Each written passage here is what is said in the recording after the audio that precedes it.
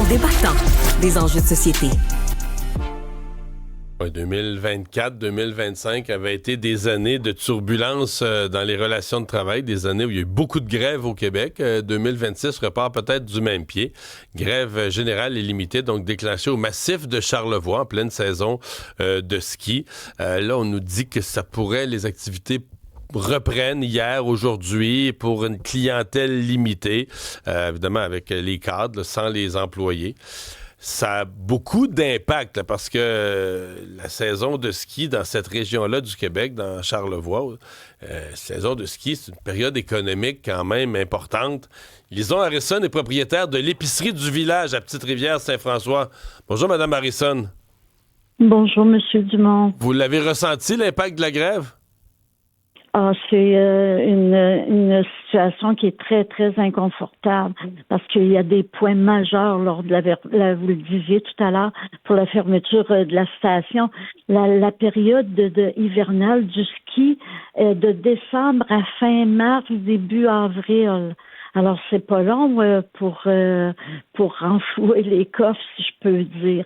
Alors, c'est une situation là que faudrait pas que ça dure tellement longtemps, malgré que on a quand même perdu la nouvelle année, là, l'entrée de la nouvelle année, parce que la grève a débuté le 30 décembre. Ouais. À quel point vous le sentez, vous, sur votre chiffre d'affaires d'une journée ou d'une semaine, là, quand le ski est fermé? Bien, c'est que j'ai pas de clients, puis j'ai pas d'employés. Alors, sans clients, sans employés, nous, on peut rien faire. On se voue à la fermeture. C'est pour perdurer, je sais pas combien de temps. Je veux dire, on est dans une petite municipalité. Petite-Rivière-Saint-François compte environ 1200 résidents. Alors, c'est pas loin qu'on a fait le tour, là. Si on n'a pas de touristes, on peut pas vivre. C'est aussi clair que ça. La reprise là, dont on parle hier, aujourd'hui, dans les faits, pour vous, ça parce que si on dit une clientèle limitée, est-ce que ça fait une différence? Est-ce que c'est une clientèle quand même importante en nombre? Aucunement. Parce que les gens, vous savez, le massif est beaucoup relié avec le Club Med aussi. Ouais.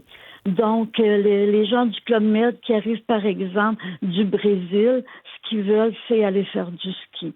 Donc, ce qu'ils ont fait hier, c'est que à la base de la montagne, où est le Club Med, ils ont pris des autobus scolaires et ils ont embarqué les skieurs pour aller en montagne. Parce qu'il ne faut pas oublier, pour le centre de ski Le Massif, sur la route 138, il y a une entrée qui vous amène au sommet du massif, et il y a le bas sur la rue principale où notre commerce est situé. Donc hier, il y avait 5 autobus l'avant-midi, 5 autobus l'après-midi qui montaient ces gens-là sur la route 138. Alors, mais pour vous, ça fait pas vraiment de différence. C'est pas la clientèle régulière qui passe à votre épicerie. C'est zéro parce que les gens n'arrêtent pas. Les gens n'arrêtent pas, sont en autobus, puis ils partent, puis ils montent sur la route 138. C'est environ au moins 25-30 minutes de l'épicerie, là. Puis ils sont en autobus. Alors, pour moi, ils passent devant l'épicerie, puis il se passe rien. Avez-vous l'impression de parler au nom d'autres commerçants, restaurateurs, hôteliers? Avez-vous l'impression du secteur, là, de Petite-Rivière-Saint-François et les environs? Définitif. Vous voyez, il y a quand même 2 autres entreprises. Il y a la municipalité, puis il y a nous. Alors, tout le monde est par la bande, là. Je dois vous avouer qu'on est pris en otage. C'est comme ça, moi, que je le vois. Bien, on va se croiser les doigts, que ça puisse rentrer dans l'ordre et vous souhaiter la meilleure des chances. Madame Harrison, merci. Lison Harrison, propriétaire de l'épicerie du village à Petite-Rivière-Saint-François. On va tout de suite enchaîner. Si vous connaissez un petit peu Charlevoix, là, à 10-15 minutes de là, la ville la plus proche, la petite ville la plus proche, c'est Baie-Saint-Paul. Michael Pilote est le maire de Baie-Saint-Paul. Bonjour, M. Pilote.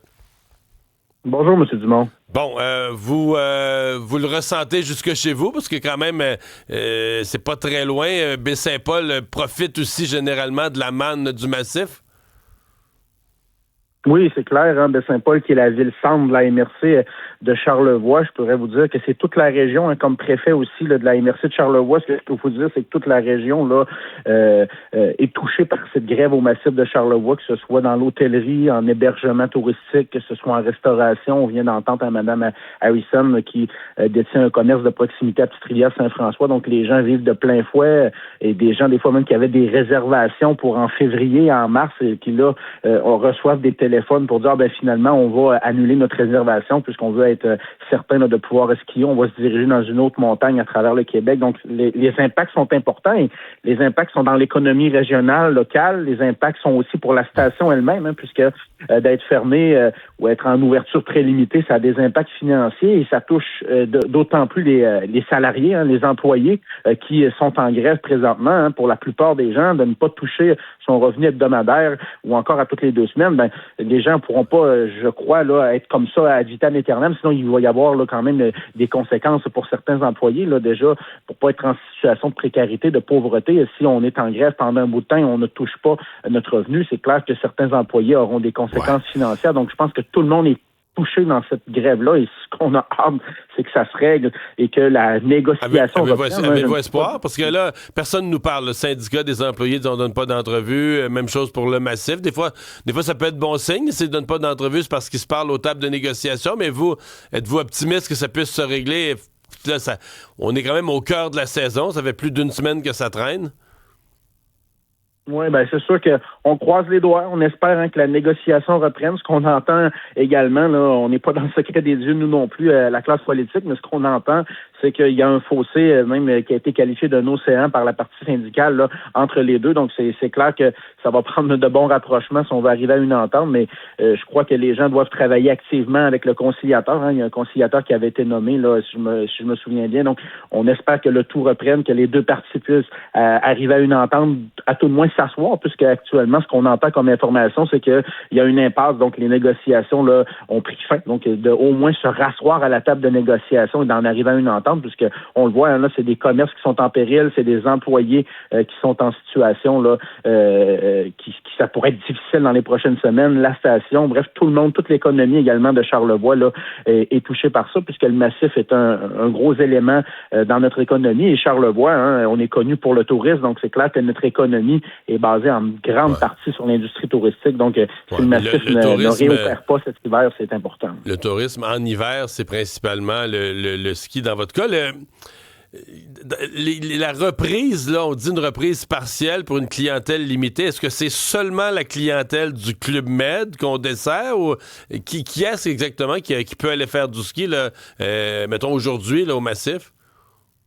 Ben, de ce qu'on voit dans les différents communiqués de presse là, qui sont émis par le massif, là, de ce qu'on comprend tout de moins, c'est vraiment la clientèle du Club Med et des abonnés de saison. Cependant, il y a un nombre là, limité à chaque jour pour les abonnés de saison que les gens là, doivent s'inscrire la veille à partir de 16 heures. Donc, c'est quand même assez très limité. On a vu hier également avec le Mont-Grand-Fond, il y avait une entente là, depuis plusieurs années qui était établie que les gens qui étaient détenteurs d'un abonnement de saison au Mont-Grand-Fond pouvaient aussi aller skier au massif là, gratuitement là, durant tout le mois de janvier, et l'inverse était également vrai. Le massif pouvait aller du côté du Mont-Grand-Fond. Hier, le Mont-Grand-Fond a décidé là, de mettre fin à l'entente puisque les gens du Mont-Grand-Fond n'étaient pas là, accueillis dans la clientèle limitée du massif. Donc, je vous dirais que non, les impacts sont assez importants. Dernière question, mettons de côté pour un instant la grève, là, imaginons que ça reprenne. On vient de parler du Club Med. Est-ce que ça a l'impact souhaité dans la région? On disait on avait beaucoup d'espoir dans Charlevoix. Le Club Med amène une clientèle internationale de touristes avec des retombées pour toute la région. Est-ce que c'est mission accomplie? Est-ce que ça répond aux aspirations? Mais ce que je pourrais vous dire, c'est sûr que ça a créé de l'emploi en matière d'immigration à Baie-Saint-Paul. Au niveau de la ville de Baie-Saint-Paul, on opère un ancien couvent religieux où on loue 200 chambres là, au quotidien à des personnes de l'immigration qui travaillent pour Club Med. Donc, il y a quand même des impacts à ce niveau-là. C'est sûr que ça a pris, je vous dirais, un peu de temps avant de voir des ententes entre Club Med et d'autres entreprises de la région. Donc, on voit, là, ça débute, là, des gens là, qui vont venir jouer dans les clubs de golf de la région et qui sont au Club Med, mais initialement, je vous dirais que c'était assez fermé. Hein. Des fois, je compare ça un petit peu là, aux différents clubs que les gens vont en voyage, que ce soit en République dominicaine ou au Mexique. Comme dans un tout inclus, tu vis dans le tout inclus, tu sors pas des clôtures, là. Exact, c'était vraiment ça. Mais là, on commence à avoir là, des ententes entre des entrepreneurs de la région et le Club Med pour faire sortir les gens, puisque les gens, comme vous le mentionnez, c'était un tout inclus et les gens demeuraient à l'intérieur du tout inclus. Monsieur le maire, merci d'avoir été avec nous. Michael Pilote, le maire de la ville de Baie-Saint-Paul. Au revoir.